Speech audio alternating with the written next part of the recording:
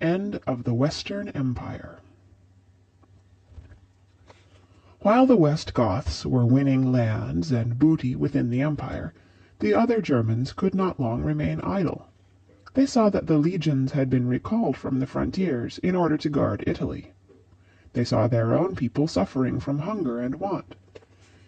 Behind them, too, they felt the pressure of other nations, driving them from their pastures and hunting grounds. So the news of Rome's weakness and Alaric's victories filled other peoples with eagerness to try their fortunes in the southern lands. Before the West Goths had settled down in Spain, other tribes had begun to stream across the borders of the empire. Soon the stream became a flood, and the flood a deluge. All Germany seemed stirred up and hurled against the empire. Wave after wave swept southward. Horde after horde appeared within the limits of the empire, seeking lands and goods. For 200 years this went on. Armies and nations went wandering up and down, burning, robbing, slaying, and making captives. It was a time of confusion, suffering, and change, when the uncouth Goth, the horrid Hun, and wild-eyed peoples of many names struggled for the lands of Rome. They sought only their own gain and advantage, and it seemed that everything was being overturned and nothing built up to take the place of what was destroyed. But this was only in seeming. Unknowingly, these nations were laying the foundations of a new civilization and a new world. For out of this mixing of peoples and institutions, this blending of civilizations, arose the nations, the states, the institutions of the world of today. In following the history of the West Goths, we have seen that some of these peoples had preceded the Goths into Spain. These were a race called the Vandals. They, too, were of German blood. At one time they had dwelt on the shores of the Baltic Sea, near the mouth of the river Elbe. From there they had wandered southward and westward, struggling with other barbarian tribes and with the remaining troops of Rome's imperial army.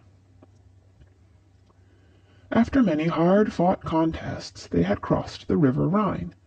They had then struggled through Gaul, and at last had reached Spain. Now they were to be driven from that land, too, by the arrival of the West Goths. Just at this time the governor of the Roman province of Africa rebelled against the emperor's government.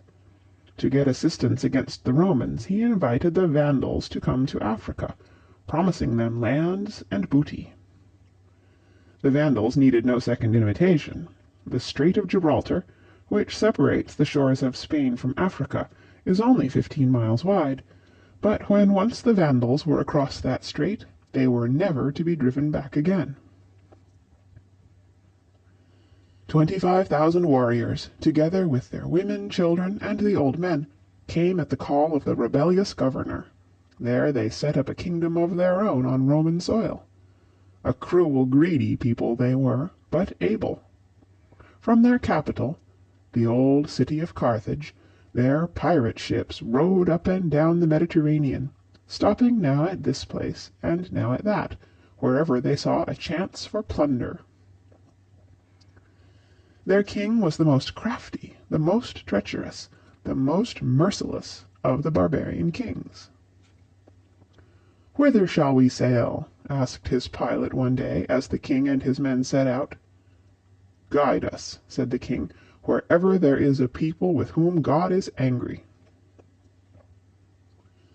The most famous of the Vandal raids was the one which they made on the city of Rome, 45 years after it had been plundered by Alaric. The rulers of the Romans were as worthless now as they had been at the earlier day. Again, too, it was at the invitation of a Roman that the Vandals invaded Roman territory. No defense of the city was attempted, but Leo, the holy bishop of Rome, went out with his priests, and tried to soften the fierceness of the barbarian king. For 14 days the city remained in the hands of the Vandals, and it was plundered to their heart's content. Besides much rich booty which they carried off, Many works of art were broken and destroyed. Because of such destruction as this, the name Vandal is still given to anyone who destroys beautiful or useful things recklessly, or solely for the sake of destroying them. Another of the restless German peoples were the Burgundians. They too had once dwelt in the north of Germany, and had crossed the river Rhine in company with the Vandals. Gradually they had then spread southward into Gaul, and the result was the founding of a kingdom of the Burgundians in the valley of the Rhone River. From that day to this, the name Burgundy, as kingdom, dukedom, county, province, has remained a famous one in the geography of Europe.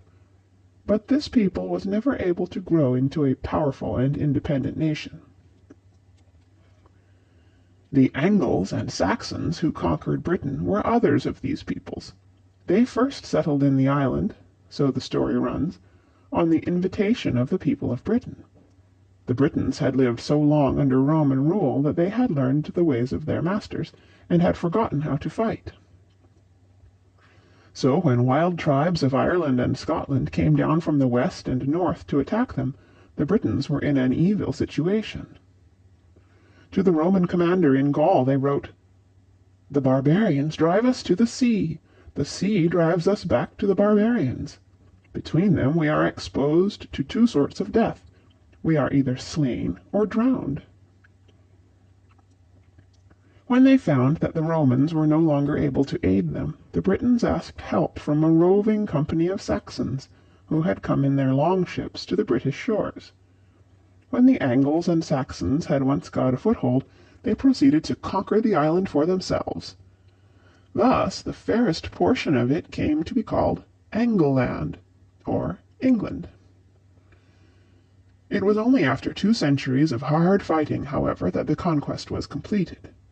In the west the Britons long continued to keep their independence, and there the Welsh, or foreigners, as they were styled by the Saxons, continued to use their own language, to follow their own customs, and to obey their own princes for hundreds of years. While the Germans were finding new homes in Roman territory, the restless Huns were ever pressing in from the rear, driving them on and taking their lands as they left. At the time when the Vandals were establishing their kingdom in Africa, and the Saxons were just beginning to come into Britain, a great king arose among the Huns. His name was Attila.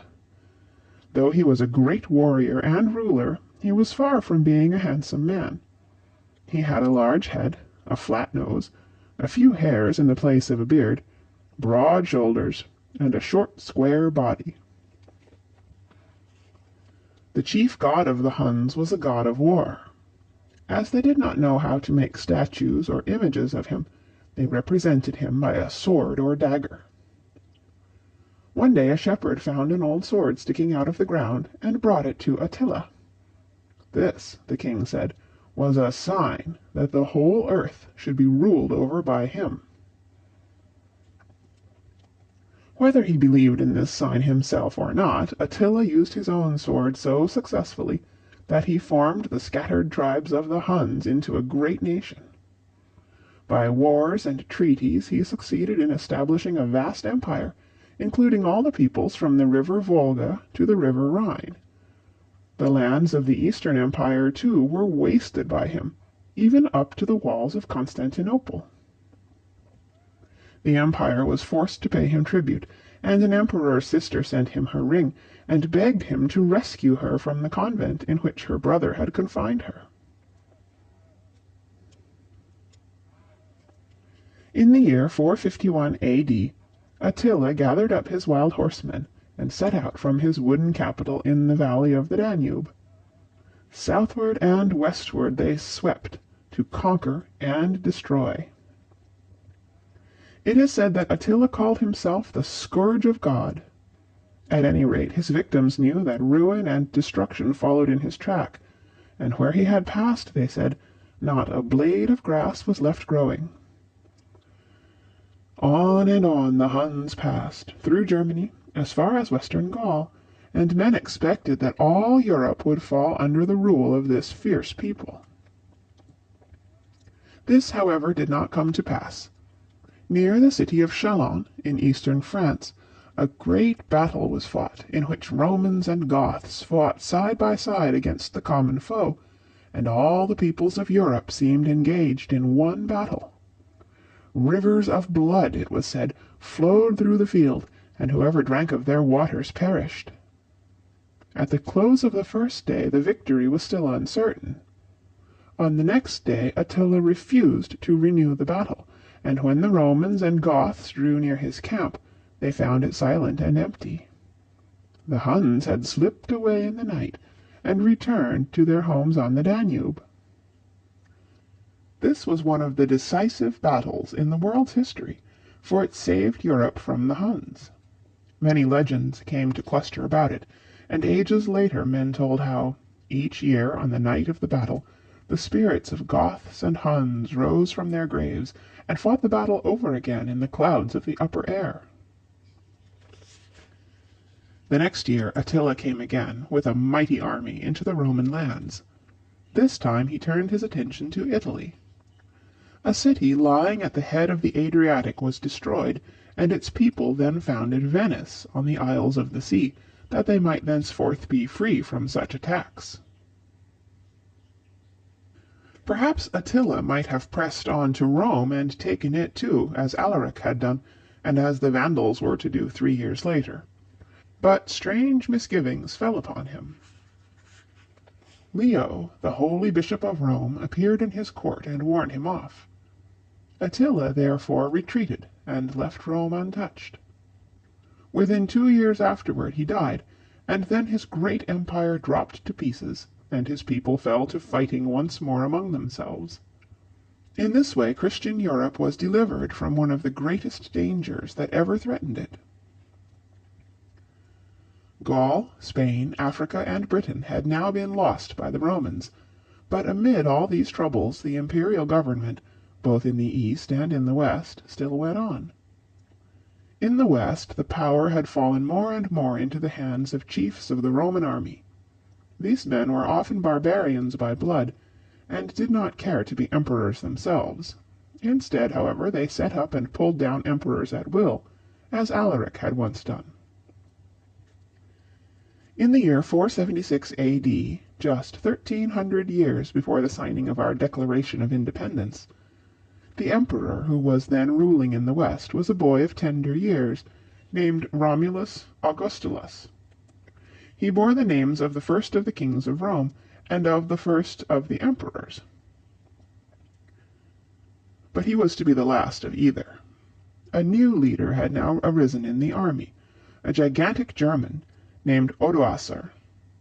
When Odoacer was about to come into Italy to enter the Roman army, a holy hermit had said to him, "Follow out your plan and go. There you will soon be able to throw away the coarse garment of skins which you now wear, and will become wealthy and powerful." He had followed this advice, and had risen to be the commander of the Roman army. The old leader, who had put Romulus Augustulus on the throne, was now slain by him, and the boy was then quietly put aside. Odoacer thus made himself ruler of Italy, but he neither took the name of emperor himself, nor gave it to anyone else. He sent messengers instead to the emperor of the East at Constantinople, and laid at his feet the crown and purple robe. He said, in actions if not in words, "One emperor is enough for both East and West.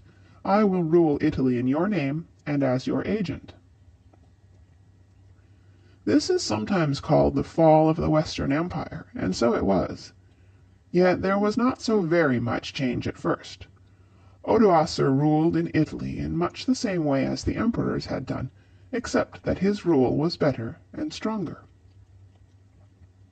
After 16 years Odoacer was overthrown, and a new ruler arose in his place. This was Theodoric, the king of the East Goths. From the days of the Battle of Adrianople to the death of Attila, this people had been subject to the Huns. At the Battle of Chalons they had fought on the side of the Huns, and against their kinsmen, the West Goths.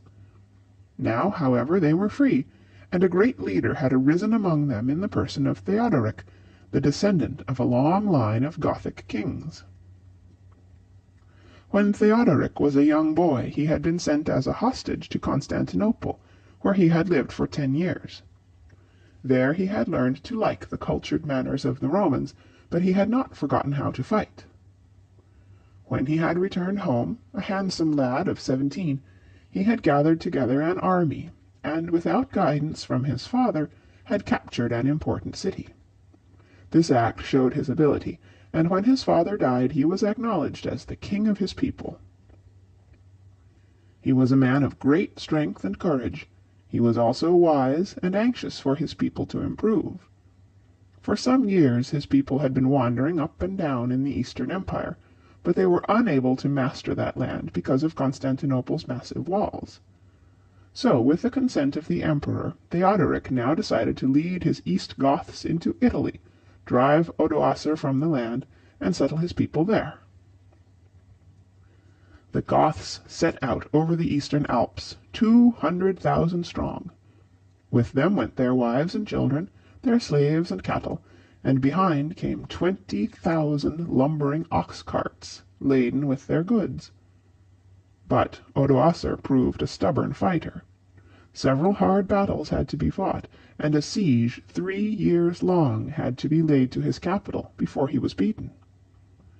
Then Theodoric, for almost the first and last time in his life, did a mean and treacherous act. His conquered enemy was invited to a friendly banquet, and there he was put to death with his own sword. In this way Theodoric completed the conquest that made him master of the whole of Italy, together with a large territory to the north and east of the Adriatic Sea.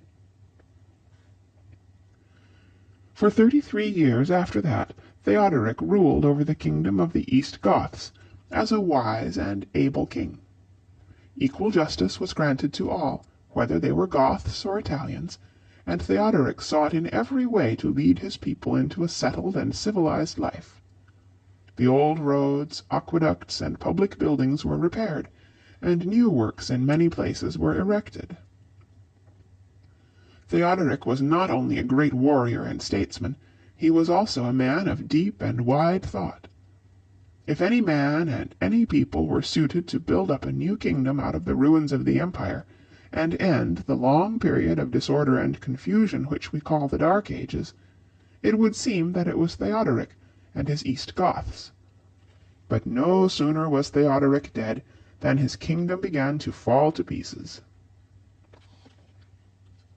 The Eastern Empire had now passed into the hands of an able emperor who was renowned as a conqueror, a builder, and a lawgiver. His name was Justinian, and he was served by men as great as himself. Under their skillful attacks, much of the lands which had been lost were now won back. The Vandal kingdom in Africa was overturned. The islands of Sicily, Corsica, and Sardinia were recovered, and at last, after years of hard fighting, the East Goths too were conquered. The last remnant of that race then wandered north of the Alps, and disappeared from history.